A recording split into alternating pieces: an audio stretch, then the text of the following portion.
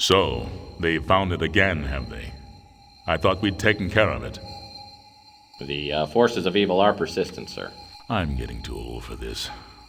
Who have we got lined up to deal with this problem? Murphy, sir. Oh, no, not Murphy. Afraid so, sir. What about Spade or Marlowe? Dead, sir. Isn't there anyone else? Sorry, sir, he's next on the list. Well, I suppose we'll have to make do. Knowing Murphy, he's going to need help. A lot of help. I'll check the archives and get back to you, sir.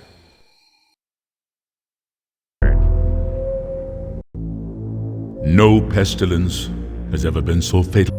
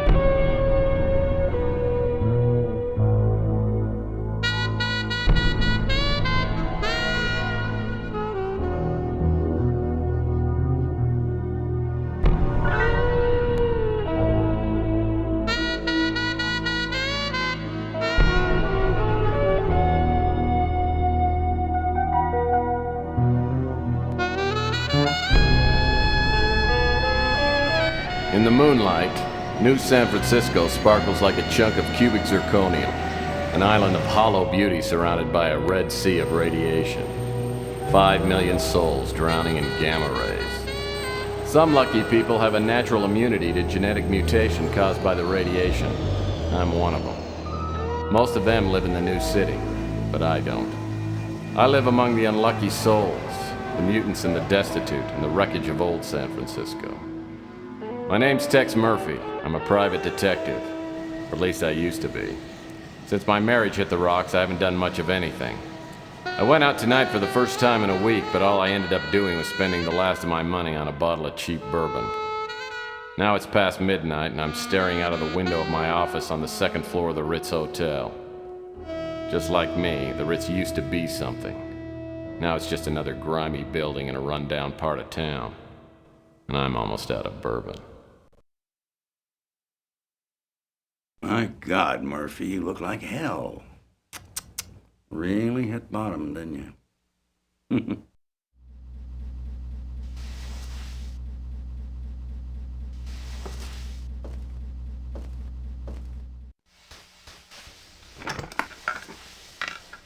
Oh, I usually don't look this bad. I forgot to take my Geritol this morning. So, you want a drink? I saved my first one to have with you. No, thanks. I've been dry for 8 years now. Yeah, one morning I just looked in the mirror and decided I needed to make a few lifestyle changes. Quit smoking, quit drinking. Now I'm getting out of the business. Yep, I'm going to move to the tropics and retire in a nice secluded island with a tribe of beautiful young women. You're getting out of the business? I guess that means the end of the world must be around the corner because you are the detective. I can't imagine you doing anything else, especially not running around an island with a bunch of nubile women in a loincloth.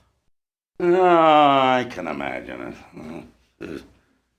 I've been thinking about it for years now. Yeah. You know how it is. Lonely. Underappreciated.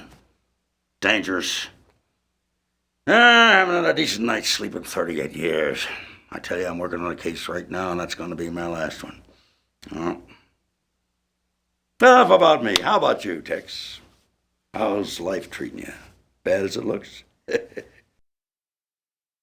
it depends. What day is it anyway today? Saturday? Well, Saturdays aren't too bad.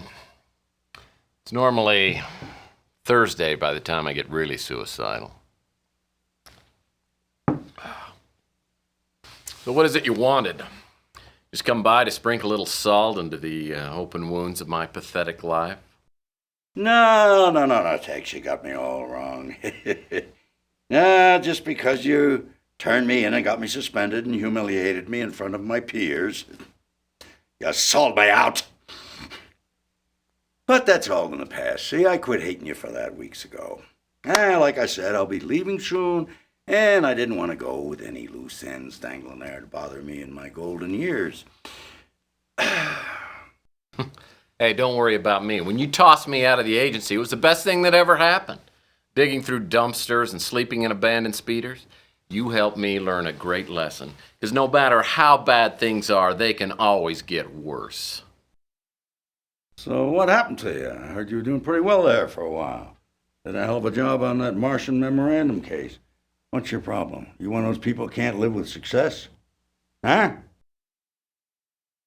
Well, I can live with it. I'm just afraid of commitment. Now you tell me something. Why wouldn't you talk to me 15 years ago? I was a stupid kid back then. Could have tried to understand why I told the ethics board what I did. I mean, I understand now that I was out of line and I made a mistake, but why'd you cut me off like that? Because apparently you never learned the first rule of a PI. And never, ever betray your friends. Now, friendship goes beyond blood and race and politics. You gotta find out who your friends are, then you hold on to them. They're a precious commodity to people like me and you. Now listen, before I go, I came here with a warning. I heard your name mentioned in connection with a case that I'm working on, and you stay out of it. If you don't, somebody's gonna find you floating in the bay with a hole in your head. And I don't need any more strain on my conscience. You know, frankly, I'm pretty insulted. Because I'm a pretty damn good detective, and I can take care of myself, thank you. No! Just remember what I said, Tex. Got no idea what kind of people we're dealing with here. Just keep out of my way. I'll send you a postcard.